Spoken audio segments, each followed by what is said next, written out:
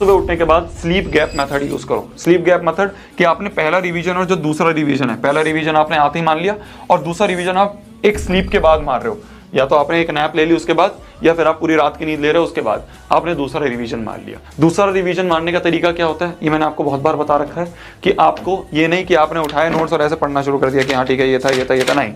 Revision is not equal to reading again. Revision का मतलब होता है कि आप उसको बिना देखे वापस से अपने दिमाग में लाओ। कैसे कर सकते हो आप, ये आगे आगे पॉइंट समराइज करो फ्लो चार्ट्स में, ठीक है। कैसे, मान लो आपको क्वाड्रिलेटरल्स पढ़ाया गया था, तो आपने क्या करा, एक पन्ना ले लिया ऐसे, ठीक है, और इस पन्ने में आपने लिखना शुरू कर दिया कि क्वाड्रिलेटरल की ये डेफिनेशन थी, ये मैंने लिख दी। फिर क्वाड्रिलेटरल के सर ने मेरे को टाइप्स बताए थे कि दो टाइप होते हैं, एक होता है ट्रेपीजियम, एक होता है पैरेललोग्राम। फिर पैरेललोग्राम को उन्होंने बताया कि रेक्टेंगल होता है, रोम्बस होता है, स्क्वायर होता है। फिर उसके बाद इन तीनों की मेरे को डेफिनेशन बताई। तो आपने क्या करा, जितना भी आपको पढ़ाया गया था उसको आपने फ्लो चार्ट में रफ में बना लिया, समराइज कर लिया। तो इससे क्या होगा, आपके दिमाग में ना और चीजें बैठेगी, आप अपने आप कनेक्ट करना शुरू कर दोगे कि इस चैप्टर में पहले ये करा, फिर ये करा, फिर ये करा, फिर ये करा। अब आपके दिमाग में वो चीज बैठ चुकी है, अब आपको वो चीज कंठस्थ हो चुकी है, अब वो आपके दिमाग से नहीं जाएगी बहुत लॉन्ग टर्म तक, ठीक है। ये होता है बेस्ट तरीका किसी भी चीज को लॉन्ग टर्म तक याद करने का।